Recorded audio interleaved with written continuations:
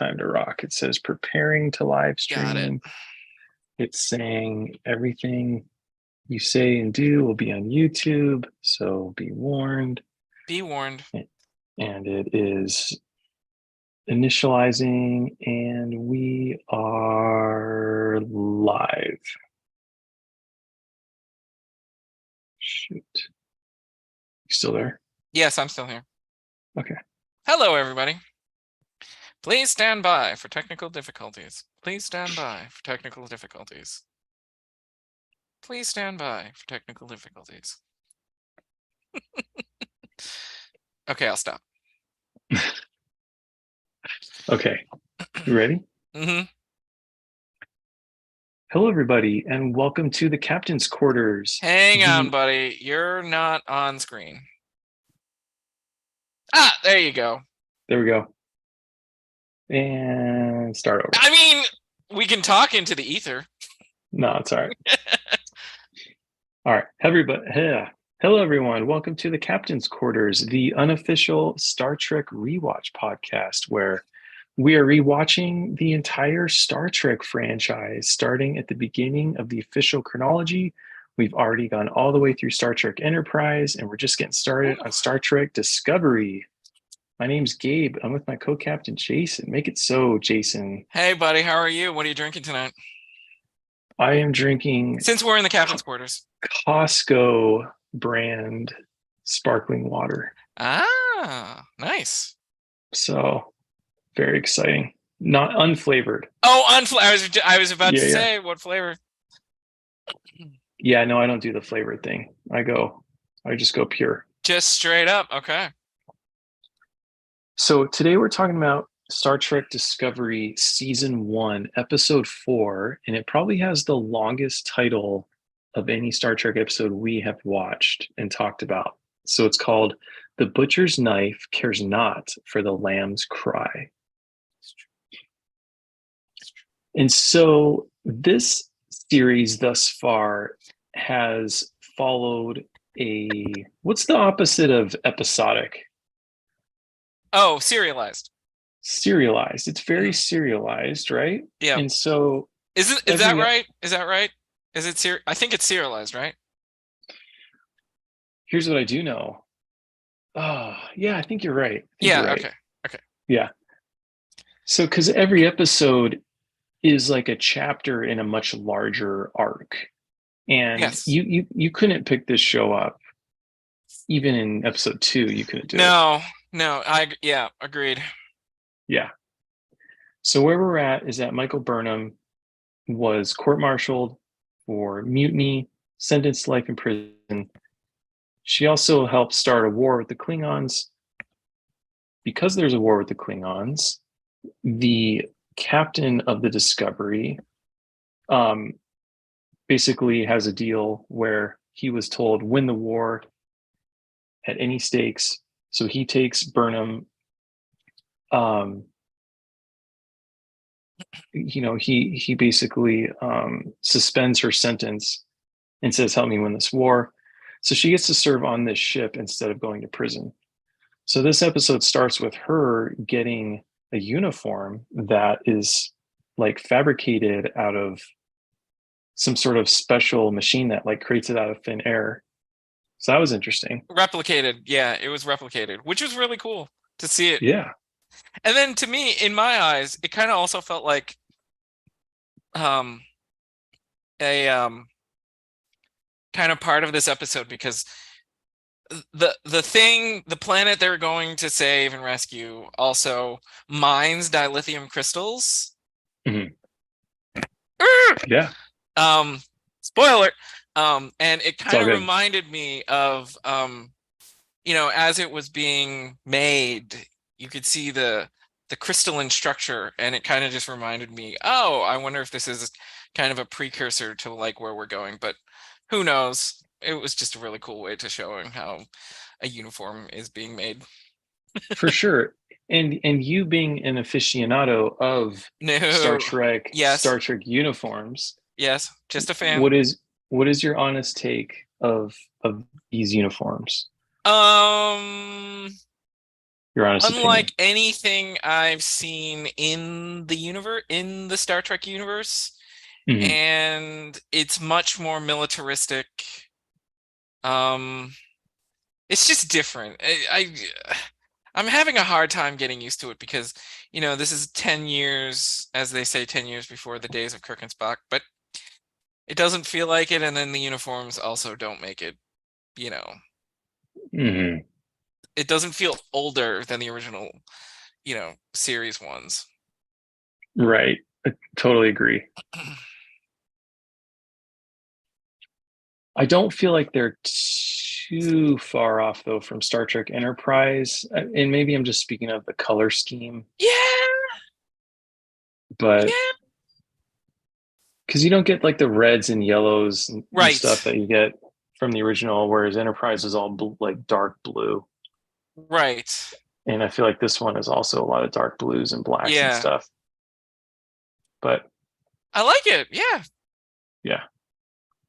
Well, anyway, so her uniform does not have an insignia. So even though she's like a crew member, she's not like official because they're definitely like making her the underdog in yeah. any way that they can. The creators of the show are.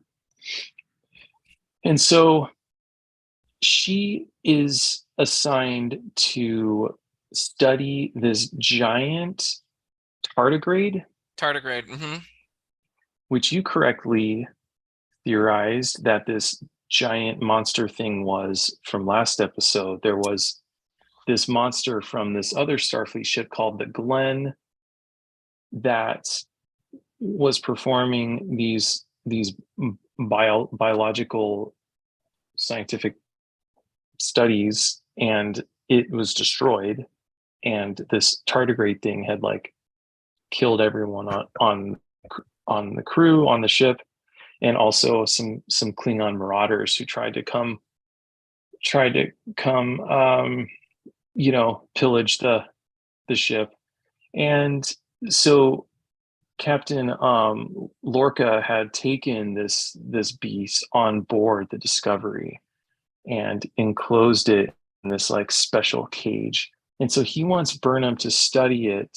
And he's saying, like, okay, if this thing can tear through a hole and it can kill an entire crew, and if it can take blaster shots from both Starfleet and Klingons, um, I want you to study it and weaponize it. So as she's studying it, she discovers that it has a like symbiotic connection with the mycelia. So we know that Discovery and the Glen were working with mycelia, and the lead scientist on Discovery's partner was on the Glen. He was one of the casualties of this tardigrade. So they were both studying this mycelia, and they're trying to create this like mycelium network that spans the universe, and they can warp like instantly across the universe based on this mycelium network. But she discovers that this animal, this beast, is like a symbiote, has a symbiotic relationship with the mycelia, and it can communicate with it, um, and she also recognizes that the beast was acting in self-defense Mm-hmm. because it had entered the Glen because it was attracted to the mycelia on board the Glen, and then obviously they must have attacked it or something, right? And then it was or So captured it it because was they were also being using held it. by the Glen, Mm-hmm. right? So it was being Yeah, held by the Glen, and that's how they were able to jump. And that's how it kind of finally, but then something happens. It where it escapes. felt threatened. Yeah, It felt threatened. yeah, It acted in self-defense. Things escalated. It killed everyone on board. yeah. And so Burnham discovers this. And so when she starts acting nice to it, she's actually able to domesticate it to a degree. And she also, uses the spores as like, she figures out that the spores are like a treat to it, that it's kind of Mm-hmm. like something that it likes and enjoys. Right. Yeah. and I guess. right. Absorb. And one of her crewmates, gets impatient, lets the beast out, and the beast senses the threat and kills one of the crewmates. Yeah. But that's kind of how Burnham puts it together, that the beast is like responding to threats as opposed to just like, I don't know, eating people or something. Yeah. The mindless predator, which Right, it is not. exactly.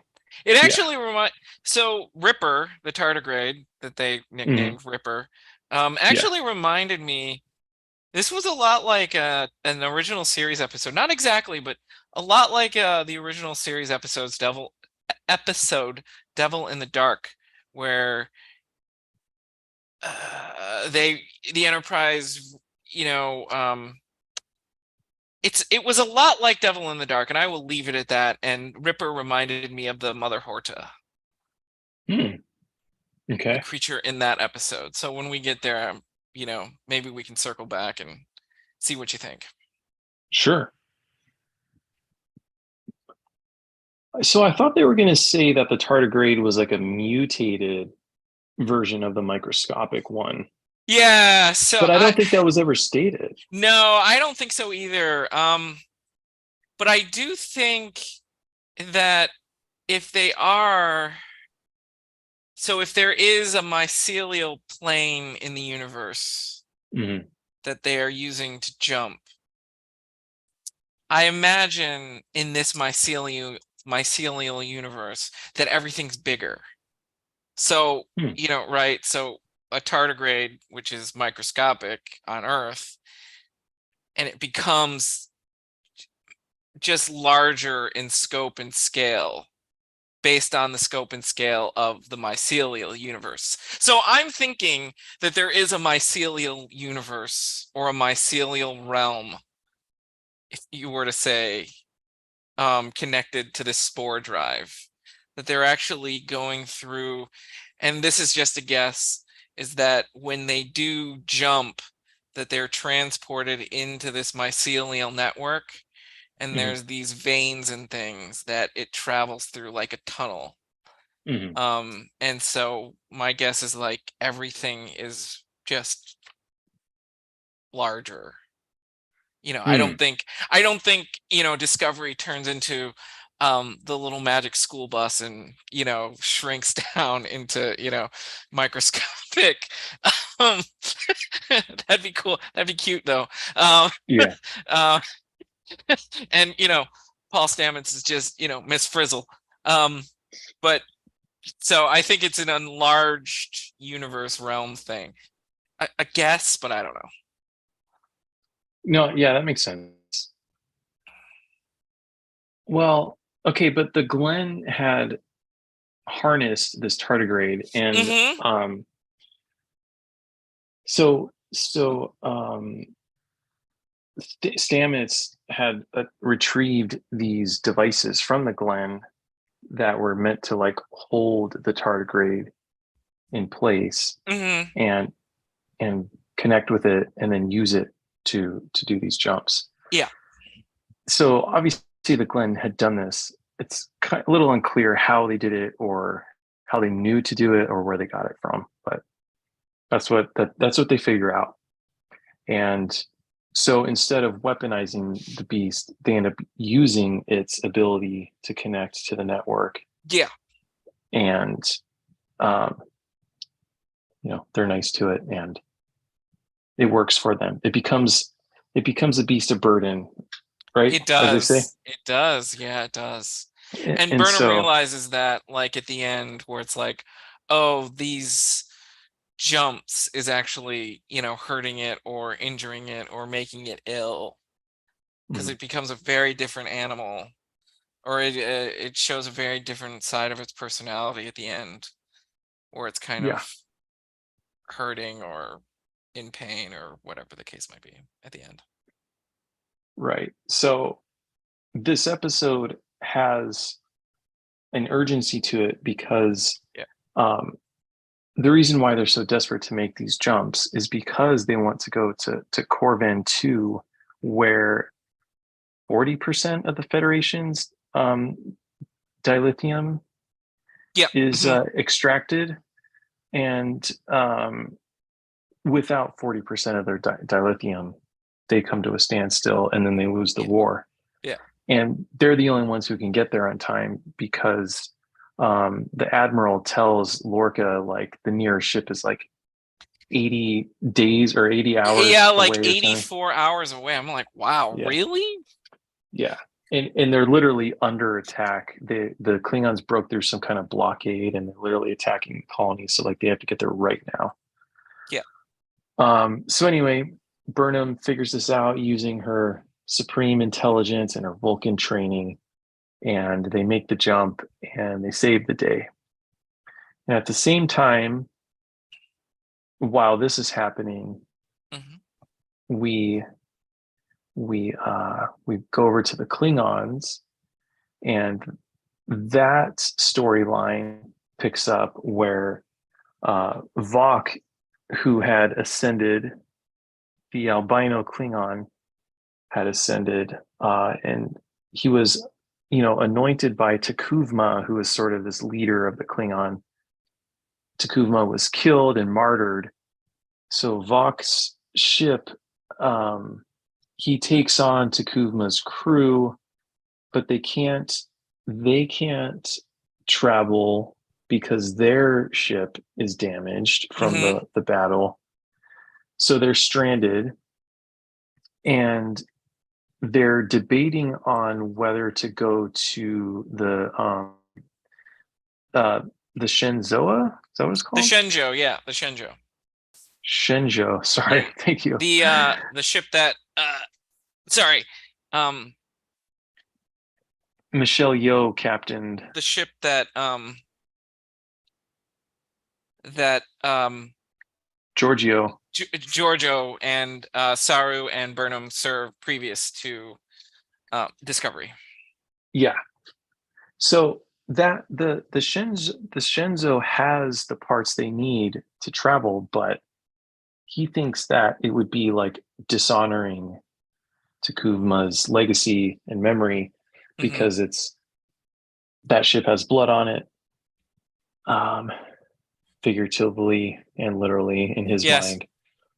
So he's hesitant to do it, and we're introduced to like a female Klingon, and it's clear that it's sort of like a love interest, possibly, of Vok, right?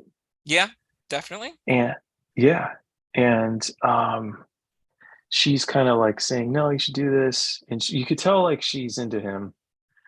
Then this other leader comes, this other Klingon leader. So what's his name? Cole. Yeah. Cole comes.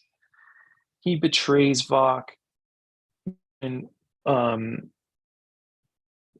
Vok is away, he basically takes over Vok's crew, which is Takuvma's old crew. Yeah. And maroons Vok on Takuvma's stranded ship. On the Shenzhou. Oh, that was the Shenzhou. He maroons him on the Shenzhou. Okay. Yeah. With the female. Unknowingly, that Laurel, the female that the female that you're talking about, is supposed to kill Vok, and she double is it? She double crosses. Yeah, I'm like, does she double cross, or is it like a triple cross? No, it's a double cross. So she double crosses Cole to go and be with Takuvma, and she says to Vok that you can be the leader of, she tells him that the matriarchs of the House of Mokai, which is the house that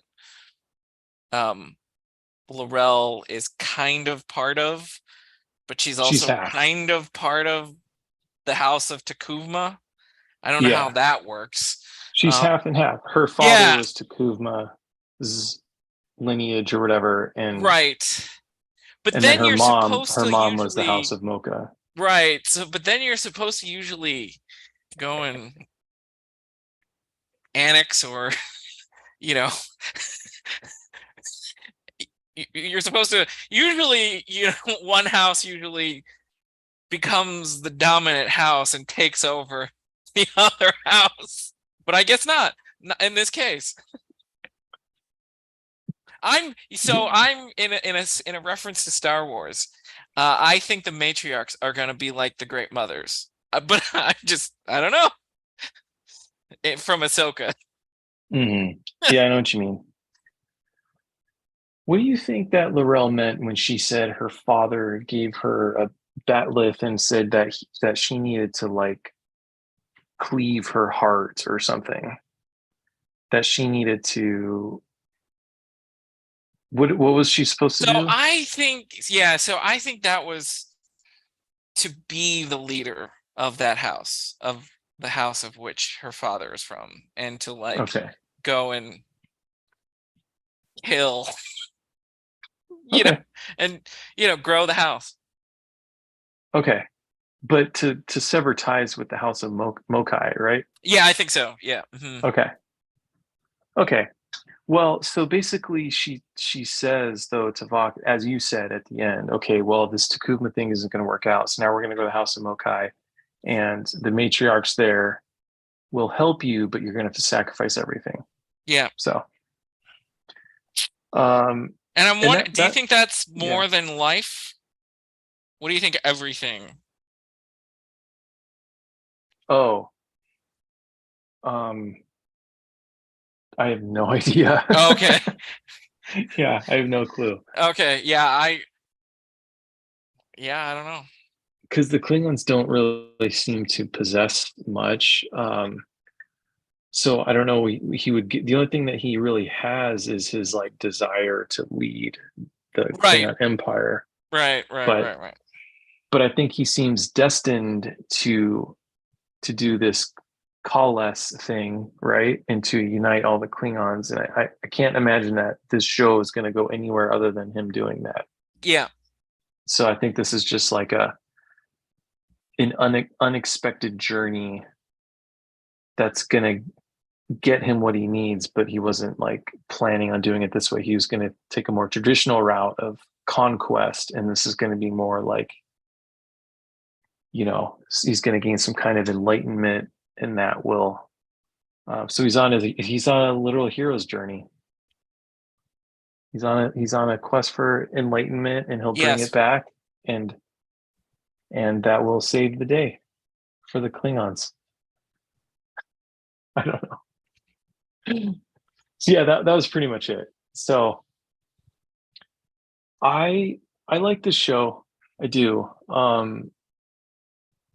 I I don't I like the pace more than I do Enterprise. Uh-huh. It still is very suspenseful, Yes. but it doesn't layer it on so thick that the characters can't slow down and have a discussion and talk things out, and you get to know them. Well, Yep. you get to know a very select few of them. That's actually one of my complaints. That But everyone's dying around.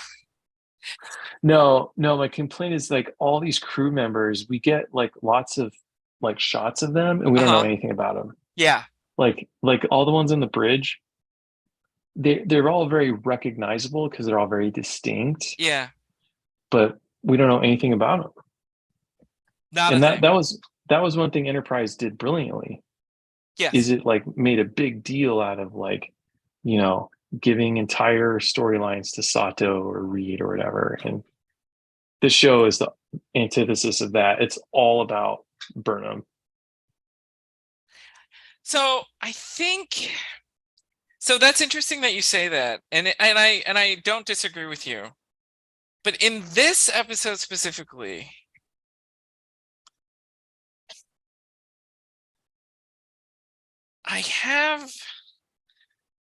so I'm a little more sympathetic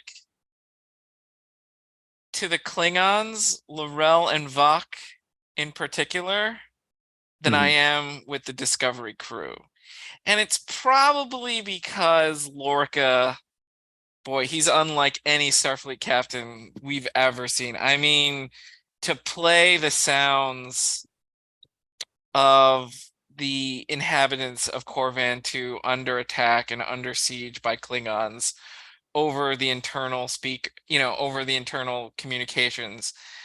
I'm Hmm. like, that's brutal, dude. That's Yeah, like the grip that Draco's dad has on this crew is just yeah, unbelievable. And I'm like, dude, he's just this dictator that is straight out of the Terran Empire. Like, not as brutal, but just oof, oof.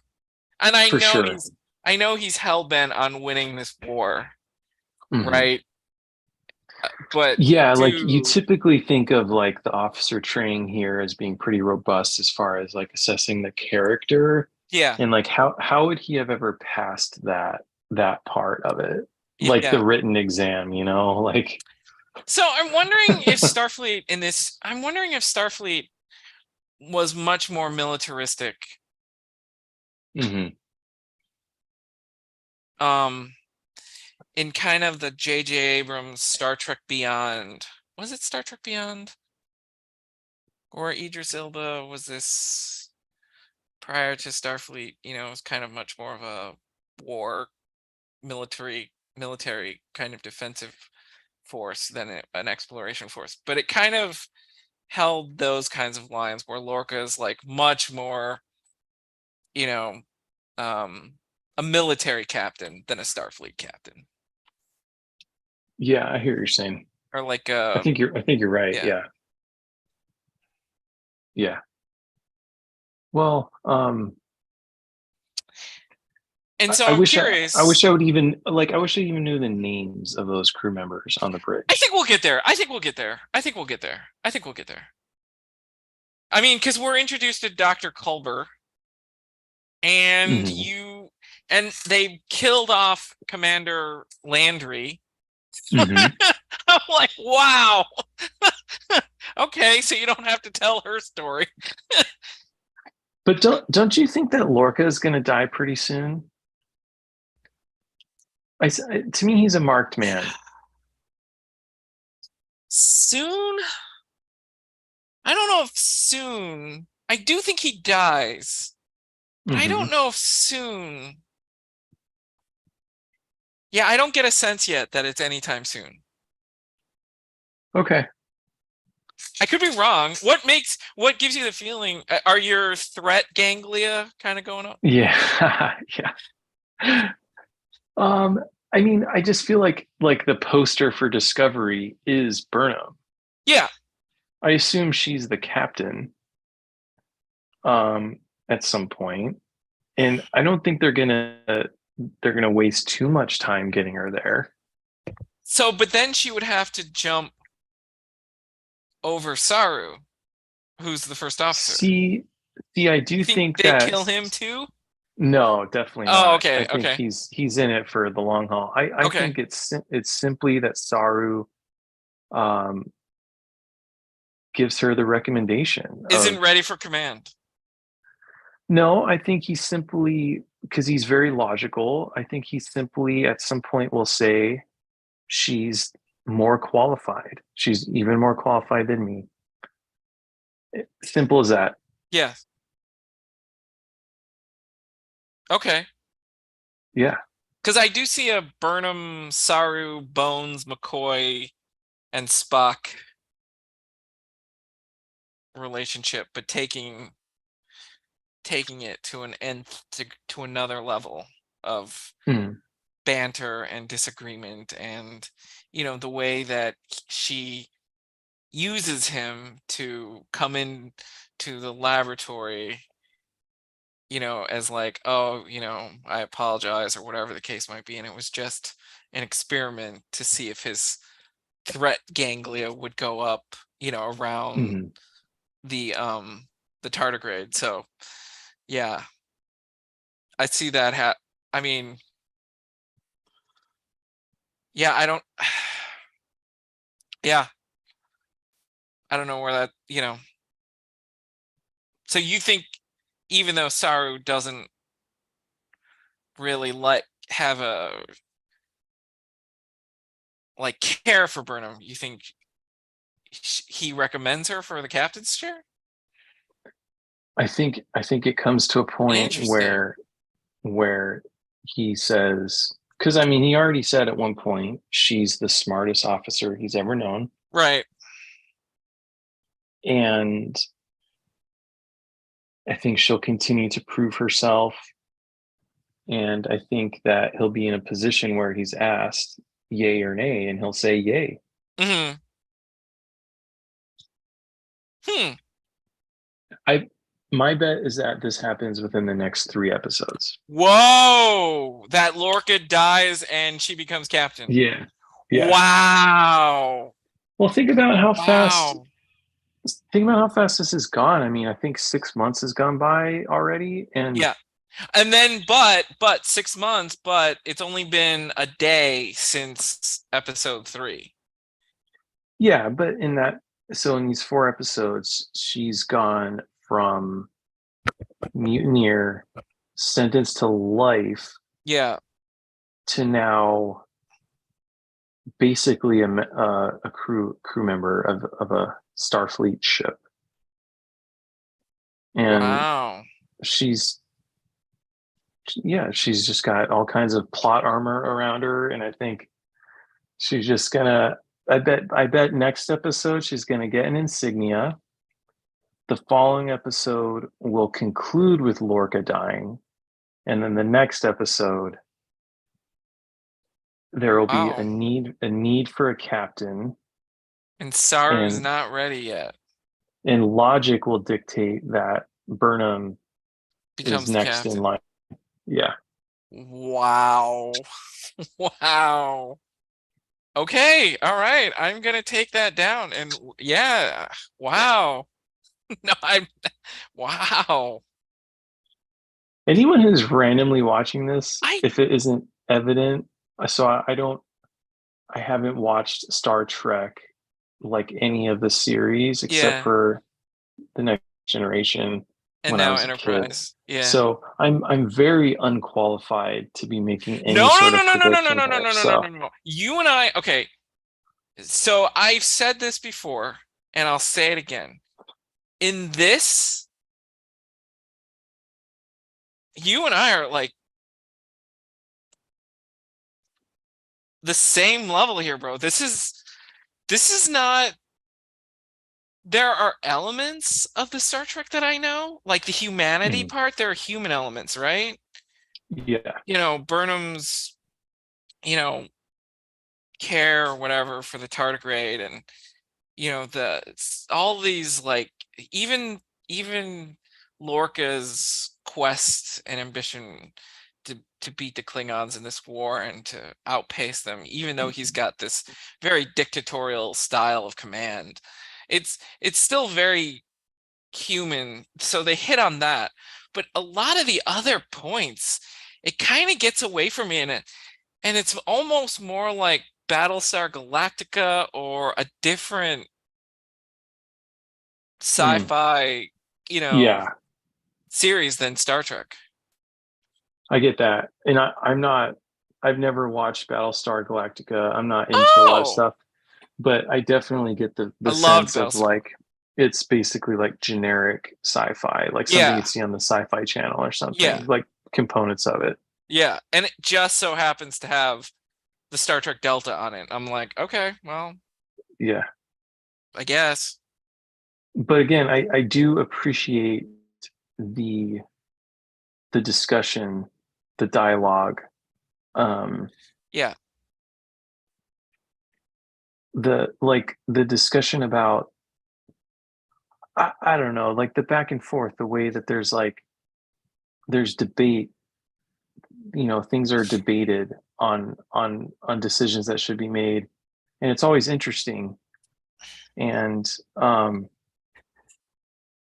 it's just what it's the Star Trekkiness we're always talking about. So yes, yes. it's there, it's there. It is there. It is there. I'm not saying that it's not. It's just there are other things eh, Hmm. that it's like, like, Hmm.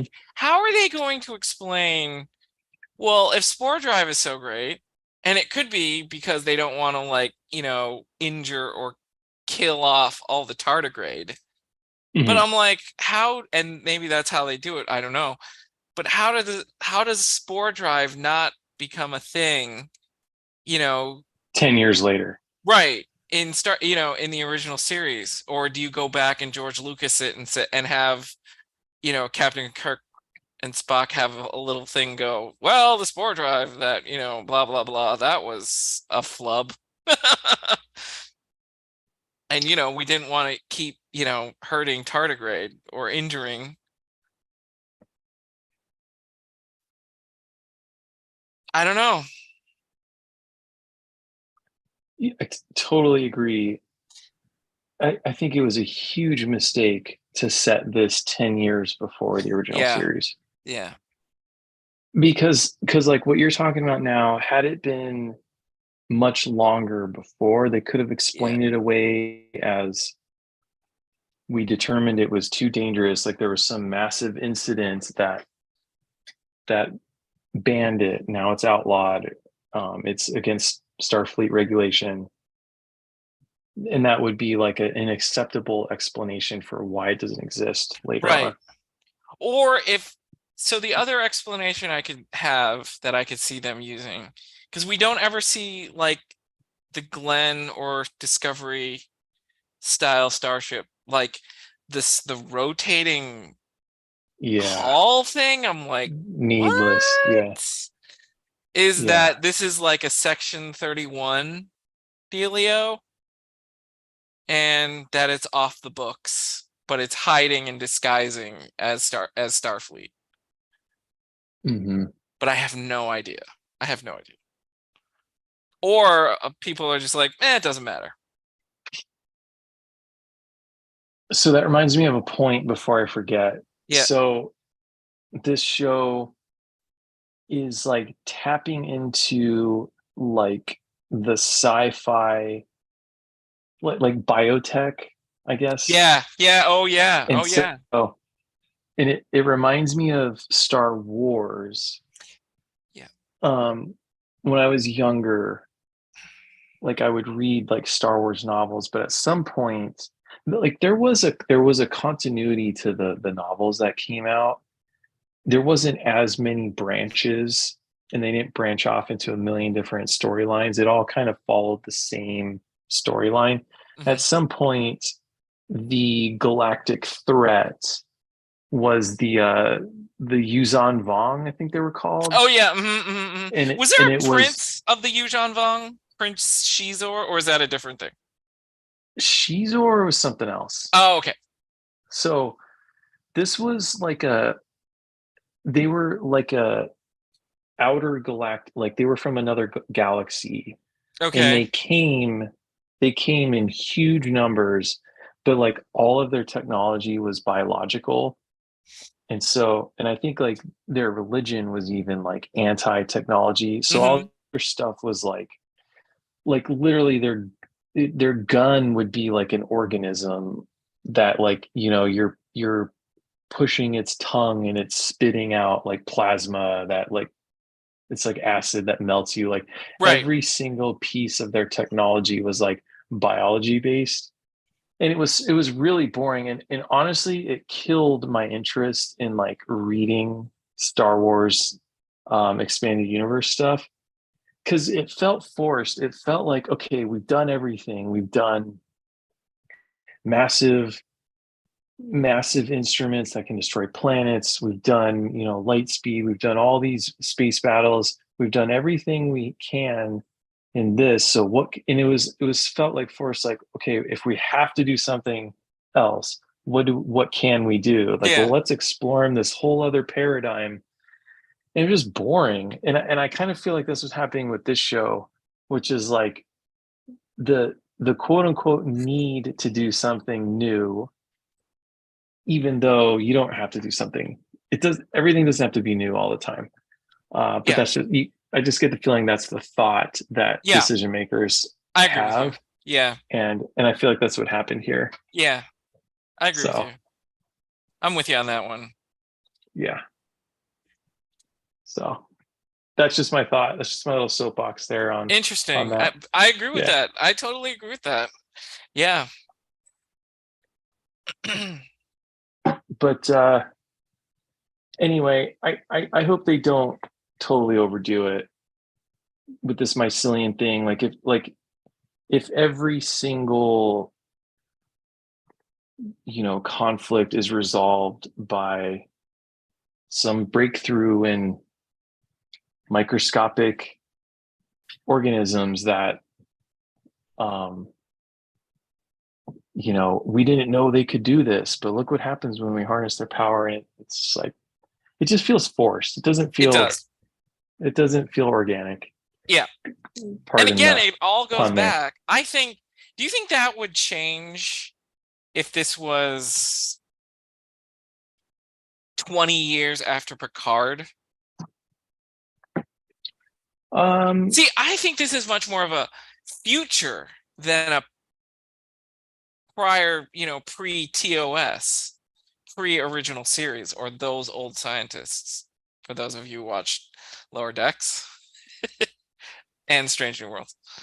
But do you think it would be more palatable, I guess, if it were set in the future? Yeah, absolutely. Like, why do you think they wanted to make it a prequel if that was their MO was Yeah. to Yeah. And I'm curious if they do. Like, I have this, I'm curious if that's how they explain it.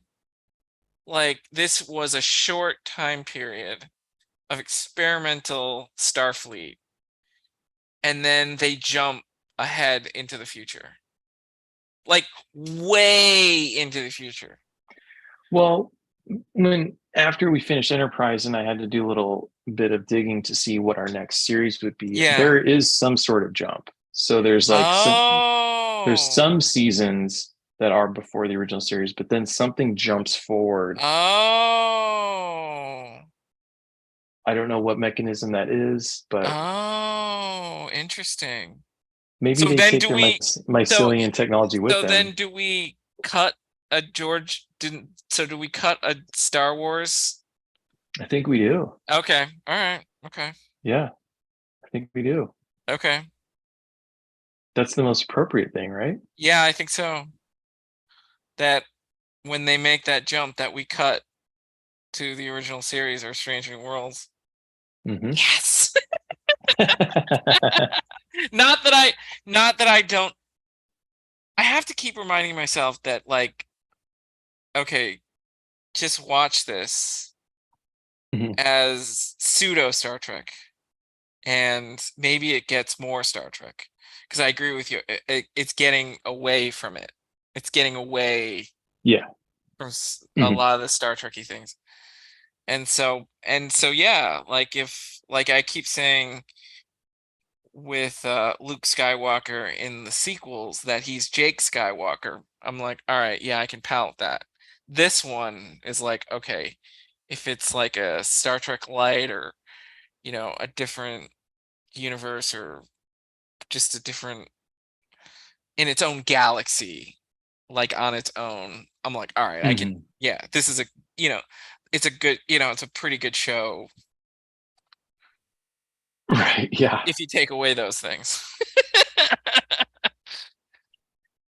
Yeah, it's like, what do you gain by making it a prequel? You get the connection to Sarek.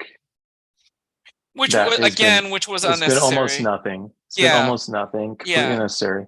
Yeah. And then I think the only thing you get is a Klingon empire completely at odds with Starfleet, whereas maybe later Yeah. down the road they're more aligned, right? Are they Yeah. ever in an alliance with the Yes. Klingons? Like, Yeah. Oh yeah. see, I think that's like what you get by having a prequel is you get to do this thing with the Klingons where Yes. they're enemies, and that's it. That's all you get. Yeah. And you sacrifice so much. All of your complaints is at the cost of them wanting to do that. And do you like that they are only speaking in Klingon? Um, I hadn't thought of that. I don't know. Oh, okay. Okay, because I thought you'd be like, yeah, I really like that they're only speaking in Klingon. I like it. I like it that they're only speaking in Klingon. Yeah, no, I like it because then I don't have to do the mental gymnastics of like, how does the universal translator Universal. work? Well, Like, yeah, but we haven't, but they're not interacting really that much with humans yeah, right now.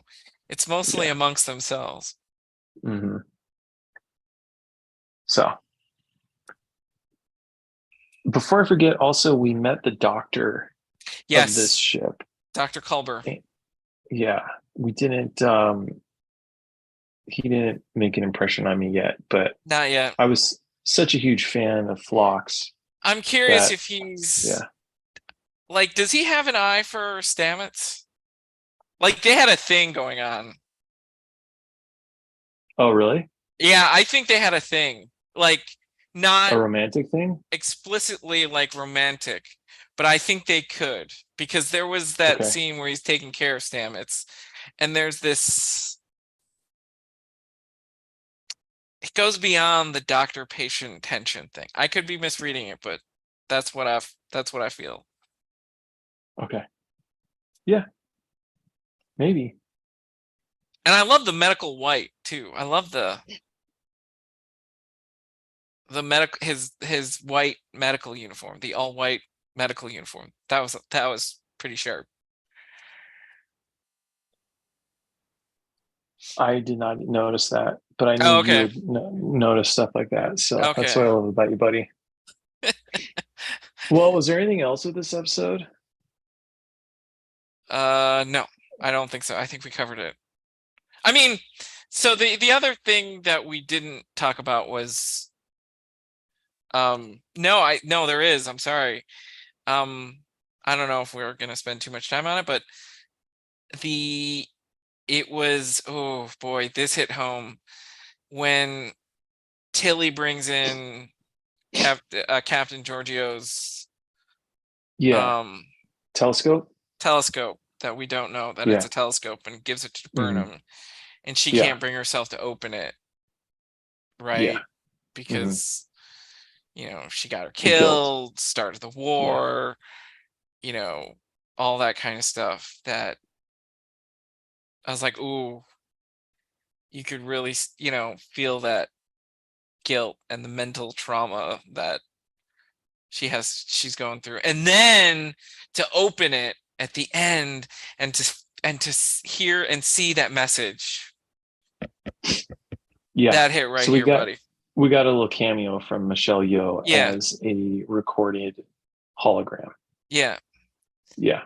Reminding like, okay, before you got, before she betrayed you, she was your loyal first officer friend, daughter figure kind of deal.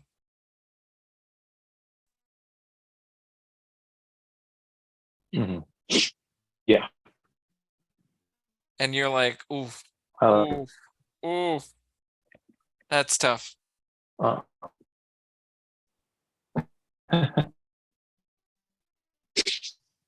for sure. Well, what would you give this one? How many pips, buddy? Should I even Um, ask? yeah. No. I give this a lieutenant commander, two solid pips and a black pip. Two gold Okay. pips and a black pip. You know, pretty good. Not great, but I liked it. I really liked it. It's not a bad thing. I liked it. Okay.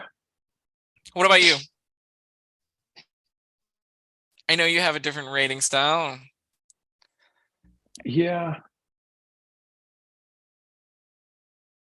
I liked it. Um I think I was doing letter grades last time, right? Yeah. Yeah, I would give it like a not quite a B minus, but a Okay. low B. So like an 83%. You know what I'm Okay. saying? Yeah, okay.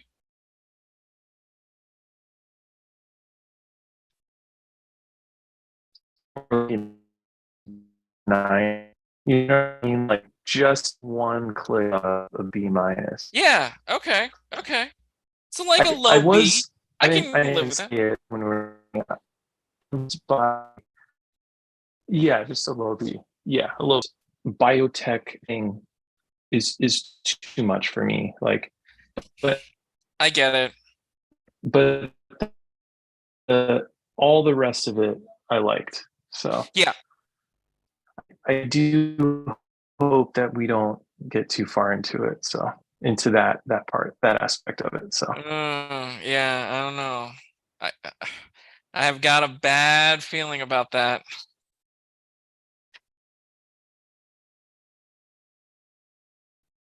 nice. Okay, so hop on. Did you want to talk about it? Yeah, Hey, absolutely. buddy, are we on a lag? I think so. We're on A some little sort bit. of lag. Yeah, a little bit. I think Oh so. man. It's okay. Okay. It's not too bad. Okay. I was Sometimes this like, happens. yeah, I was about to say like, if this weren't like live on YouTube and like this were like a work meeting, we could go on camera and say on bandwidth. But no, I think it's okay. Okay. Give me your thoughts on Ahsoka. Um, boy, I love it. I'm loving it. I'm loving everything about it. Um, Baylan Skull, what he's gonna do, what Shin Hati, like, is she gonna turn because they nearly like left her? Hmm. Like, is there some like, and we talked about this the last time. Is Baylan Skull found something like on the planet that he's Mm-hmm. gonna stay? What's he gonna do? What's he gonna turn into? And then just this, and then Grand Admiral Thrawn, man, and his alliance with the Great Mothers. What they're taking away from the planet. Mm-hmm. Yeah, I'm really excited. I'm really excited. And then, we got to see, C3PO made a cameo. I mean, Genevieve O'Reilly. I mean, can you imagine if you're Genevieve O'Reilly and you're playing Mon Mothma? Like, you're playing her kind of concurrently, right? So Mm-hmm. in one hand in Andor, you're playing her pre, rebellion, kind of the formations of rebellion, you know, in the early days of the rebellion, to then the chancellor of the New Republic. I mean, come on, how Yeah. cool is that? How cool is that? Two extremely different styles of shows as well. They're very, very different Very shows. different. Very different. Yeah. But she pulled off pretty seamlessly. So Yeah. I'm glad they did though. She's great. I like her. What are you thinking? What are you thinking, man? This is where the tables turn, and this is where you are much more of the Star Wars. Yeah, I mean I know why you would say that, but the issue is I was never a huge Clone Wars Rebels fan and definitely not. Ah. So I Ah. I do look to you to translate the like why is this cool type thing for this stuff Oh, because okay. it's like a whole other paradigm. It doesn't impact me like the way that Star Wars did as a kid. Sure. It's full, like the animated stuff, and this is full of all these moments where I can tell I'm being queued up to be like, ooh, but I'm not. I'm like, okay. Like this show, I like this show. I like it a lot more than basically all of the Mandalorian and Boba Fett and most of Obi-Wan Kenobi. Hmm. Um, but I do think it's kind of wavered. I thought the first two episodes were like perfect. They were like perfect Star Wars. Okay. Had me totally captivated. Okay. Okay. But I I thought the scene with Ziono, the senator Ziono or Shiono. Yeah. something. Yeah. Yeah. Yeah. Uh-huh. Yeah. Uh-huh. So he's he's like dressing down Hera, and I mean, I don't know. You tell me. Do you think it's clear that he's a double agent? Basically, he's on the payroll of the First Order, like, and that he's basically not a great guy, and like his what he's saying is not valid. His criticisms of Hera's conduct are not valid, but the show, the dialogue doesn't do a good job of like making his case, and so he just seems like a crazy person. He's like um he's like all up in arms. He's like basically raging at Hera Hmm. for something that a good guy wouldn't do. And so like Mm. without the context of knowing like Mm. that Palpatine and his cronies are always pulling the strings of these people. Hmm. Um, this just doesn't make sense. Like his level of intensity against her doesn't hold up, Okay. but yet no one's questioning it. Yeah. And like all they needed to do in the dialogue was like this is why Andor was so good, is because the the lead like commander guy's like, we have an audit coming up in 2 days. We do not want this on our record. And that's it. That's all Yeah. you need to do is like give the person a reason for why they're acting the way they are. Yeah. Because otherwise you have to just assume that they're some sort of double agent. And Yeah. in Star Wars there's a lot of those, but like Right. um but the other characters don't know that, and so it just doesn't make sense. There's this guy's freaking out about nothing, and you're like nobody's going like, what is this guy's problem? Is he high? Like what is happening right now? And I Okay. just I don't like that at all. So I think, okay, so this happens to you and me, which is fun. Um, Mm-hmm.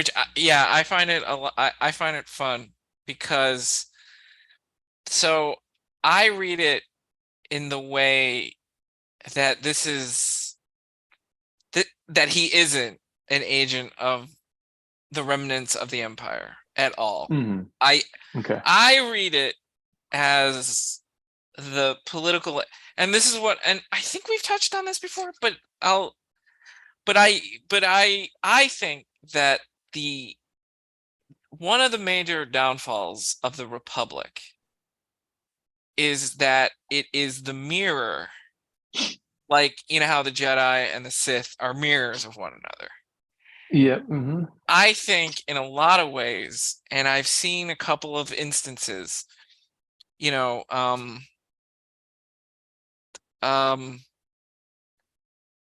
SNL alum, bureaucrat, and Carson Teva, from Okay. what was it, Mando? And now, Mm-hmm. like the immense arrogance. So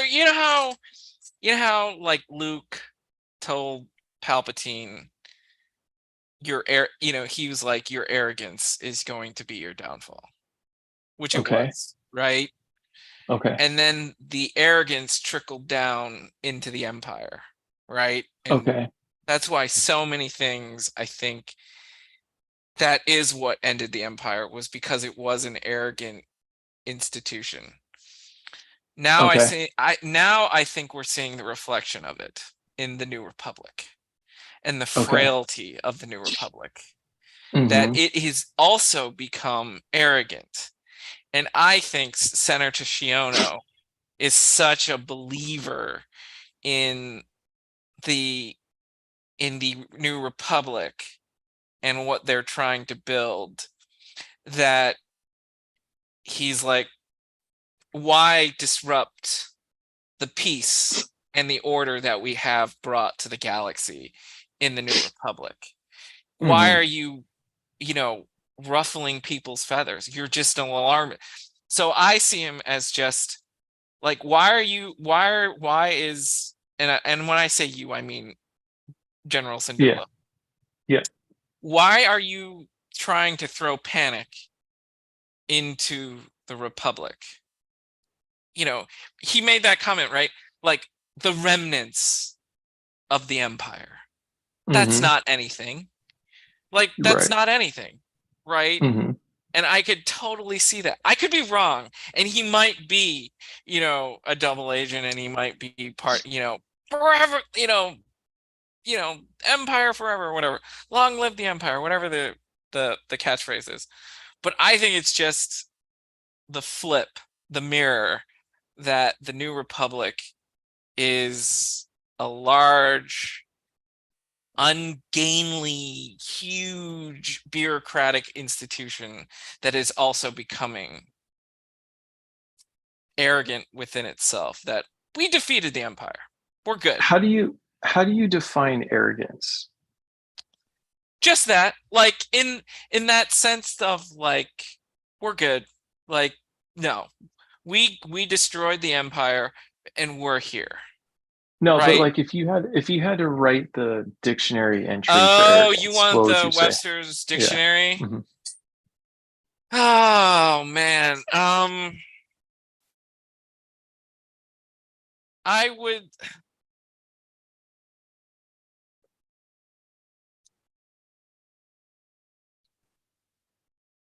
Like I think you're saying it's like they're above criticism or yes, yes, yes. It's as if they impervious, were, believing you're yes. impervious. Yes, it's more than pride. And that it's like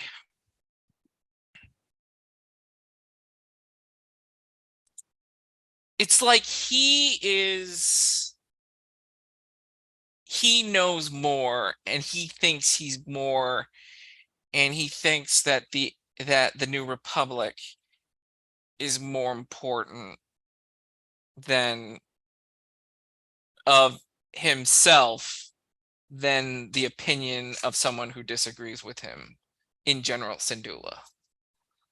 So I think he carries that air of like, no, I'm right and you're wrong. And I'm the senator and I sit on this side of the table and we're a part of the government and we got this. Okay, but does he believe that he's right, or he doesn't want to open a can of worms? I think it's Like, both, right? I think because he's so blinded that he thinks he's right, that he's not willing to see, that translates into not willing to see that, oh, Thrawn could be back. Right? He says that. He scoffs at that too. He's like, oh, Thrawn could come back. And just the way he mhm. said it, I was like, ugh, you, arrogant SOB so and so. Okay, I see. I still like in my mind, Jason, Yeah. you have to do a lot of work to explain his blindness. You have to get pretty like deep into it to Oh, say to interesting. to not say like, but like Hera and Teva and Hera's kid and all those X-Wing pilots and the droids, and probably all the instruments on Hera's ship observed two lightsaber wielding, effectively Sith, fighting and doing, and then we picked Ahsoka up out of the sea. Yeah. Like, clearly this is a big deal. Yeah, because they see it not a senator sitting in the 50th floor of, the Senate building. Yeah, no, but this is an era of holograms and recordings and droids and yeah, really good intel. Yeah. And so his actions come across as willfully, like, he's like, like McCarthy or something. He's he's inventing evidence to attack somebody's character to accomplish some insidious means. Sure. And I don't think that he is unaware of the, like, threat. I think he's willfully suppressing it. Wow. Okay. Interesting. See, that's the thing.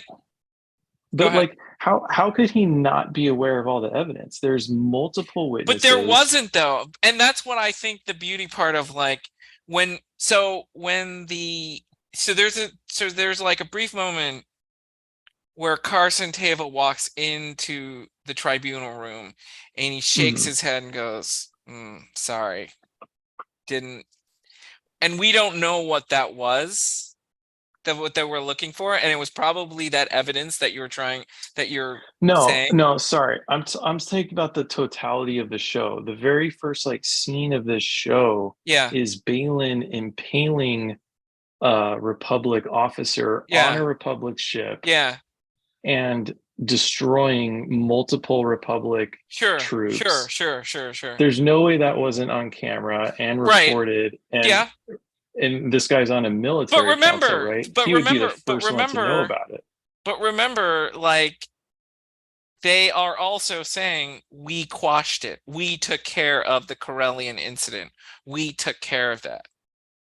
Right? But he would know that this lightsaber wielding guy who clearly is a threat. He's aware they didn't. But see, I don't think he does think of it as a threat, because I think that he thinks that the Republic is big enough and that can take care of itself, and does not see Baylan Skoll as a threat. That's my point. He doesn't see the guy who landed on a ship and single-handedly took it down with one lightsaber as a threat. Yeah, I don't think he sees that. I don't think he sees that as a threat. I do not. Okay. All right. Okay. All right. Because if you're a senator of a huge institution, what's one guy? What's one guy? And he wields a lightsaber. Big deal. But he's very explicitly not one guy. There's evidence of him. I'm sure he's on camera. Yeah. Walking onto a massive Corellian ship. Yeah. And taking it down with one lightsaber. Him and his partner. And so two lightsabers. They destroyed an entire crew. Yeah. Like, that's red alert. You're gonna take one, but then you've got a whole fleet of other Republic ships that can take down the one guy. See, if you're sitting high up above in that, like, the air, I think, is different when you're a senator. And you're like, yeah, we got this. I believe in the New Republic. So arrogantly that I think that's where it comes from. I don't buy it, man. I'm sorry. Oh, okay. All right. Okay. I mean, your argument is sound. And I think, like, in universe, that's what we're supposed to believe. Okay, so but it's either terrible writing or he's a double agent. So hang on. But even if he is a double agent, it's still bad writing. So because nobody's questioning him. In Return of the Jedi, the Emperor says, a legion of my best troops is waiting for your pathetic little band. It's the same thing. It's just flipped. It's the same. So to me, it's that same idea where like, we got this. One guy, one little rebellion band, we got this. I've got a capital like Imperial Star Destroyer that can take you out. I've got a huge battle station that will wipe you out. And he did not take into account, Palpatine did not take into account, yeah, it can be one guy. It can be a pathetic little band that does bring down your empire. And that's where the arrogance comes in. But this is not a pathetic little band. This is clearly like the assassin of all assassins. I mean, is he though? Yes. Baylan Skoll, really? He's a total badass. He's a total badass. Yeah, I mean, in a way, I guess. But he's not like Luke Skywalker. Comparative, like, to the Luke Emperor. Skywalker, when he was talking about an entire legion, he was talking about entire legion versus a bunch of Ewoks and rebels on speeder bikes. That was not Luke Skywalker. Yeah. No, I know. If Luke Skywalker had been helping them down there, I don't think the Emperor would have been so arrogant. And I think if he had, like, the audience would be like, this is Luke Skywalker. What are you talking about? Right. And like, no one in this show was saying to this guy, like, what are you talking about? Like, this, like, basically Darth Vader just came onto the ship and sliced apart everybody in half. Like, and nobody's think protesting. People in the universe, in this galaxy, see Baylan Skoll as Darth Vader? Really? Wow. The guy in the black cape with the red lightsaber. Wow. Okay. If you saw a red lightsaber and a guy, like, unprovoked cutting people down, you wouldn't immediately think of Darth Vader. But look how he treated, like, the way Moff Gideon. You know, like the way he brushed away Moff Gideon. He's like, yeah, Moff Gideon, just a small little group, took care of that. Yeah, see, I don't believe it though. It's because he's a double agent. Okay. He's on the payroll. Okay. But the reason it's bad writing is nobody's like questioning him. Nobody's being like, what are you saying right now? Like, this is a huge deal. They have this red lightsaber wielding guy came onto our ship unmatched, cut us down, then cut down Ahsoka, then took this star map. They have a huge hyperdrive thing where they're going to another galaxy to get Thrawn. But they don't have proof that there was a hyperspace ring. When they go to that ship where the star map was, the hyperspace thing is there, and they get blasted by it as it's going into hyperspace. They're in its path, and they get pushed out of the way. And that was multiple people. You're right. That's true. I guarantee like the onboard computers and droids have perfect record of all that. And that would all, if this guy's in a military council, he would have record of it and proof. And I don't know. Okay. I don't buy it, buddy. Okay. I don't agree with you, but we'll see. Yeah, I'm interested in seeing that. I'm interested in seeing where we go from there. Because I don't think he is. I just think that the overworked government of the New Republic is just. Well, but I think either way, it doesn't make sense that he is unopposed. But he was opposed, though. People wouldn't be. No, I mean, emotionally, the fact that he's like it's unexplained why he's like dressing her down so harshly. He's like clearly like out to get her. Yeah. And his motivations are not explained. Yeah, and see, that's where I think it's also political, because he does shudder when Leia Organa. So I think there's a political side to it too. And whether or not that's Imperial, I don't have any reason to believe that it's. See, I love that it could be the politics of it. Like you have, thousands of different senators, hundreds of different senators that disagree with each other and don't like each other. And I think that he's just a political rival to Leia Organa, because if you remember, like he kind of shudders and kind of like slumps in his seat when it's like, oh yeah, it's 3PO and it's Organa saying blah blah blah she did, and then he goes, yeah, I've got nothing.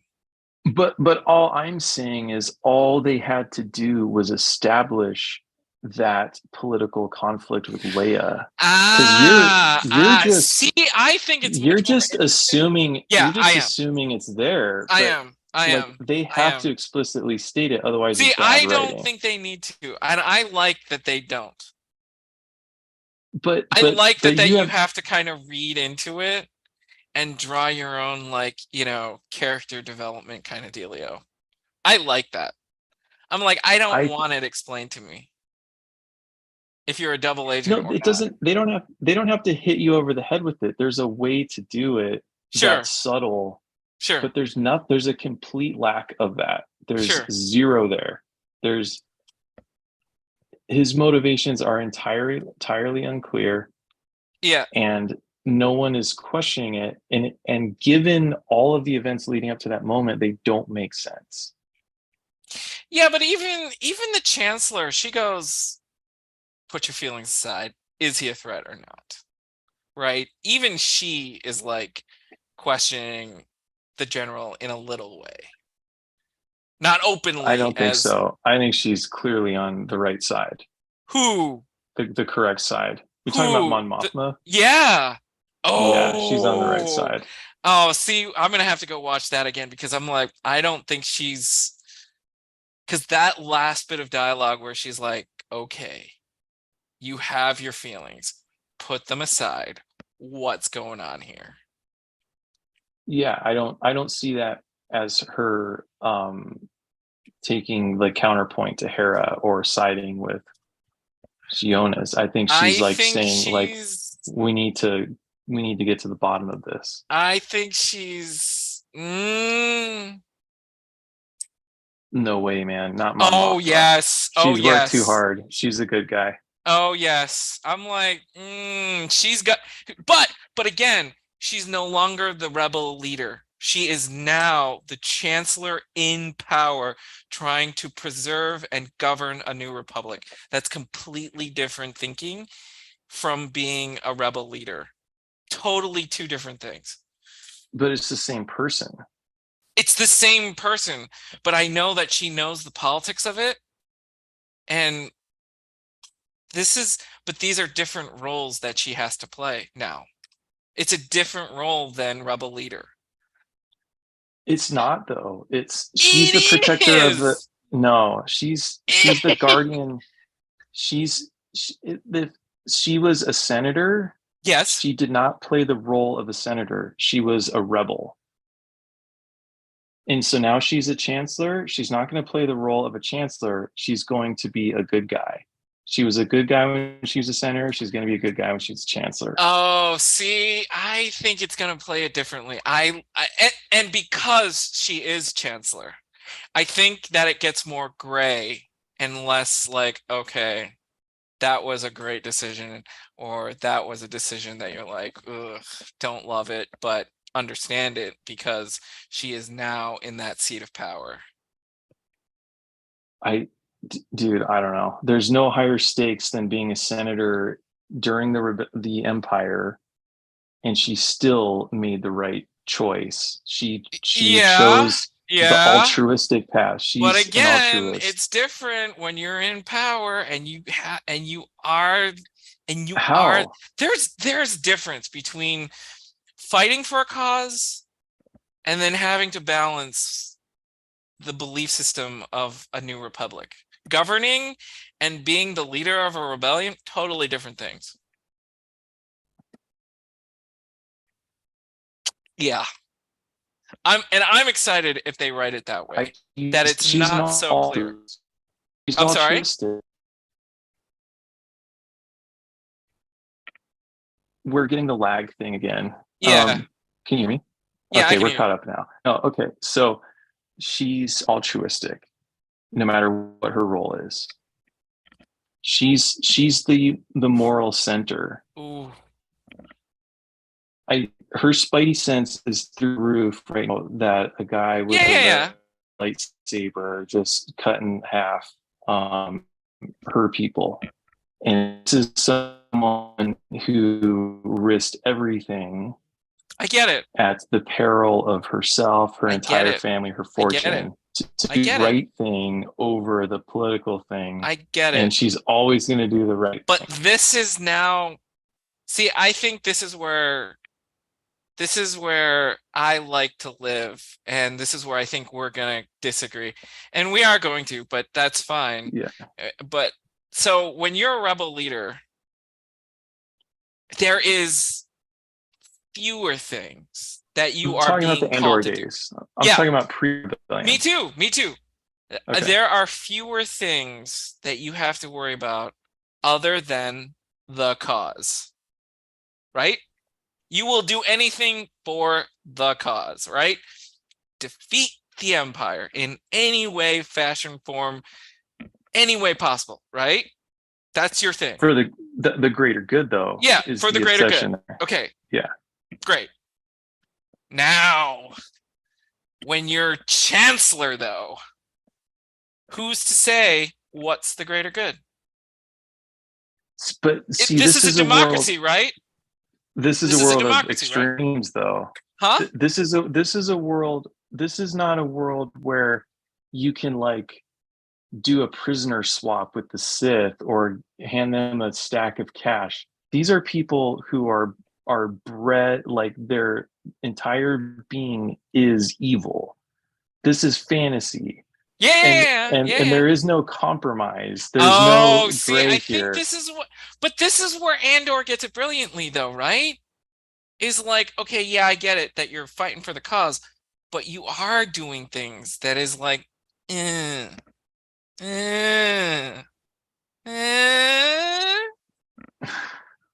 like, you know, not so nice, but it's not dark side or it's not Imperial. It's just what you have to do for the cause. And this is where Star Wars fans, and where I get it into with Star Wars fans, I'm like, yeah, but it's much more exciting now. I don't think so. I think it's much more exciting that the political stuff, now that she's in power, there's no cause. It is what is good for the Republic, obviously.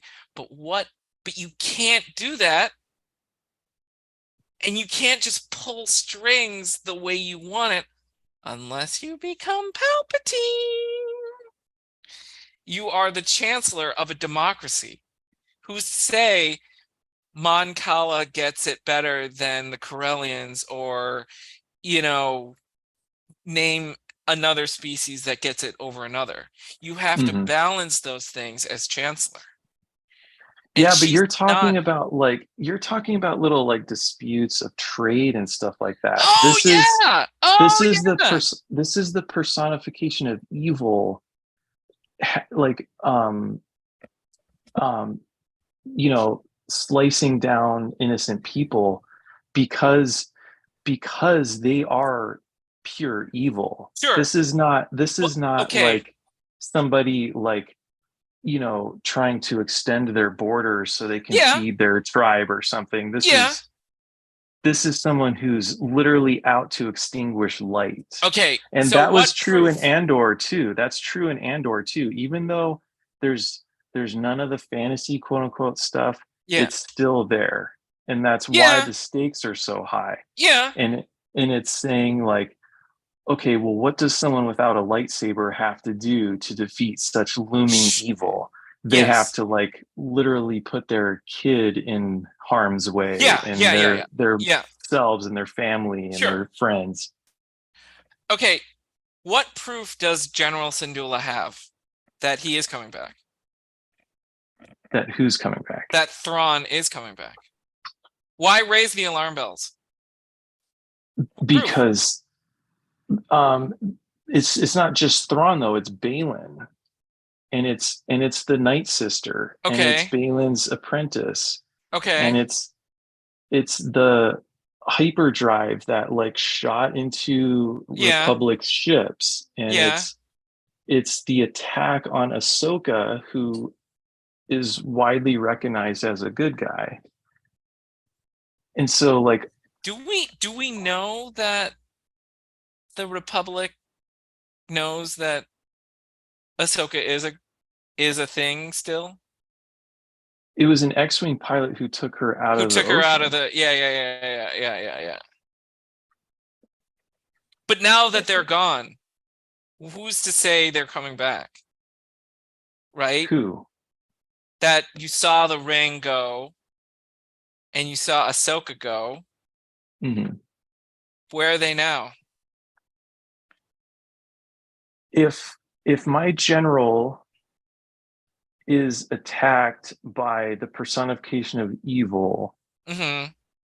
and that person also does all these observable horrible things to my fleet, Mm-hmm. and then my general also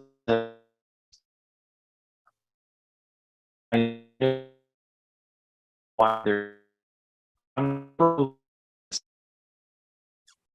definitely not going to actively suppress her or act like she tried to kill Ahsoka, that he killed the captain of this ship and all of its crew, Okay. and that they blasted a bunch of our X-wings with this Yeah. hyperspeed Yeah. hyperspace ring thing. Yeah. And I'm probably forgetting other stuff. I don't Yeah. know. But you did lead a mission, did you not? Like out of right? Like that wasn't sanctioned by the New Republic? Yeah, exactly. But I'm not gonna like freak out at Hera for doing it because the stakes are so high right now. See, I don't think they realize how big the stakes are. And that's my point. I But don't think that they know that the stakes are that high. how could they not? Because as I said, because they said it like we took care of Moff Gideon. We cleaned up Corellian shipyards by Morgan Elsbeth. And that one lone whatever rep Jedi, former Jedi Darth Vader figure is now nowhere to be seen, and you have no proof that they are back. They've That gone, who's back? but they're Thrawn and all the other like insurgencies that you're see, I think again that they do not see that as a threat, and that Morgan and that General Harrison Dula is coming up with no like there's no proof or evidence to show that oh yeah they are a threat. And that's the point. Essentially that's where I think they are at, is that I don't think that they think it's a threat. See, and I think that's a crazy statement. I think it's insane to all the calamity for 7 episodes that Balin and company have created to say that they're not a threat. And clearly, we are it's bad writing to have a character who is pretending that it's not a big deal when clearly this is a massive deal, that this guy came onto the ship with a lightsaber, killed the I don't captain. think it's bad writing at all. I think it's brilliant. No, it is not brilliant. It's absolutely If brilliant. it would have made it brilliant like they did in Andor, if they gave this guy like he's up for promotion or he's going to retire soon, or he gave him a reason other than us having to just insert some random like motivation for him. But see, I think we'll get to that in a later episode. I know there's only one left in this season, but yeah. You still there? I don't think doing it later is good. Let me break it. Yeah. See, I think the doing it later thing is bad writing. I think they could have subtly had a moment with his assistant saying, yeah, here's your correspondence from blah blah blah. Sure. You have to run this tomorrow. And he's not this. I can't just right. And sure. Then he goes on the attack against Hera. Anything at all. Okay. Now we just have a lunatic who's claiming that is wrong. Everything is wrong. Okay. The dark side is back. See, again, that's so okay. I'm going to use a work phrase, and so let's put a pin in this, and we'll rally back to see what it comes up with, and we'll see. Because, yeah, I think it's brilliant because I love the subtlety. I think it's a subtlety, and I think it's a tribute to the Trade Federation and all the politics of the prequels, which I loved. But yeah, I think this is a completely different thing than, he's a double agent and that he's, working for the Empire, and that he's trying to stall or whatever the tactic is. Yeah. See, and I think it's the opposite of subtle. He's literally screaming for no reason. For no reason at all. For no reason at all. You think yeah. That's not how Star Wars is, man. No, the reason is that it's bad writing. Exactly. That's why I think he's a double agent. I don't think he is, but all right. It isn't subtle though. He was yelling at her. Yeah. Yeah. And again, why are you being such an alarmist? It's like, why are you being such an alarmist? Why are you making up this threat that is not real? That happens. Yeah, but he's screaming at her. He's not saying, why are you making up this threat that's not real? He's attacking her. Yeah. And we're not given the motivation for why that is. And now we have bad writing. And no, and I think that it's good writing, that it's it's not giving it to you that it's not giving it to you right off the bat, and that you're if it was bad writing, why are you and I now having a coffee, a water cooler moment and discussing it with two very different points of view? Mm-hmm. I don't think, is that a sign of good writing that it gives people two vastly different impressions? I think it is, because I don't know if it's great writing. I'm not going to say it's, literature in any stretch of the imagination. But I do think that it is good writing, that it leaves it up to you to discuss does the quarter tip, right? Does the quarter fall, basically? Okay. Yeah. Christopher Nolan fan. Okay. Right. You talking about the top? Yeah, the top. Sorry. Okay. All right. I see. I just don't think it's that deep. Nolan is super deep. This is not that deep. I do. I think time and time again, George Lucas has called Star Wars a tone poem. Yes. And he talks about how he would get in arguments with his screenwriting professor about how it's called a motion picture. It's about the picture. It's about the filmography. It's about the tone. Sure. And this like story. But this is a TV show. I know. And this is not George Lucas. This is Dave Filoni. I know, but George was prequels, and yes, and I don't know, man. I don't see the subtlety there. I think there's look.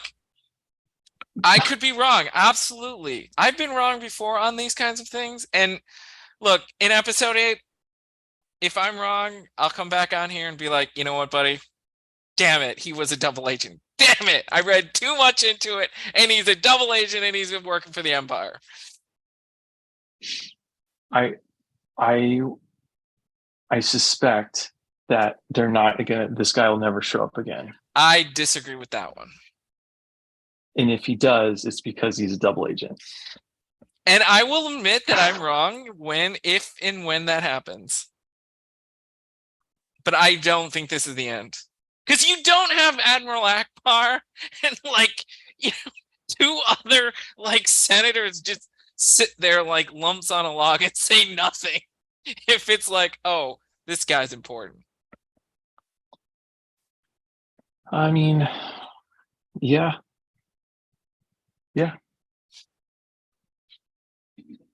Do you think there'll be season 2? I think there has to be. There's no way they're going to wrap all this stuff in one. I think there has to be. There's no way, right?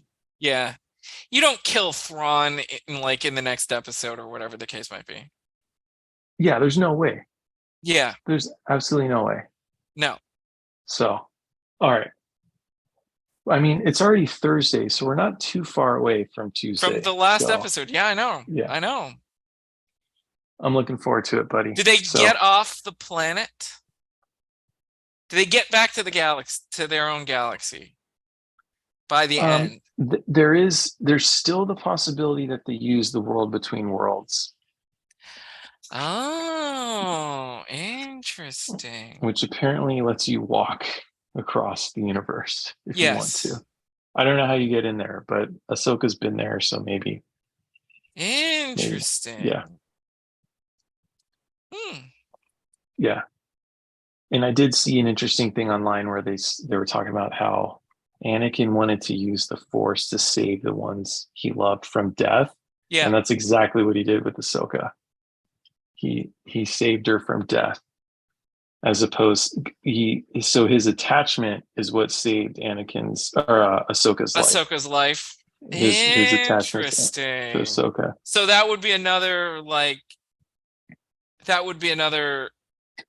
checkbox of like, yes, that wasn't a dream, and she was in the world between 2 realms or whatever. Yeah, something like that. I don't know. Interesting. Anyway, this has probably been our longest episode, so yeah, but it was a really good one, though. It was a good one. Better wrap it up. Yeah. Anyway, everybody. And we'll see. Yeah. Everyone, thanks for listening. Oh, and comment down below. Yeah. Thanks for watching. Comment down below. Star Trek Senator Shimono, is he a double agent or not? Yeah, exactly. Yeah.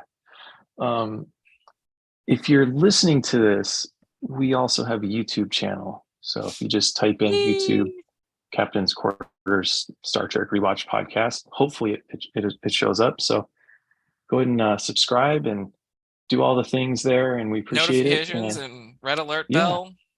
Yeah. So until next time, live long and prosper. And may the Force be with you. See ya. All right, my friend. All right. Take care, buddy. Have a good weekend. You too. And I'll text you next Tuesday. week. Yep. Take care. All right.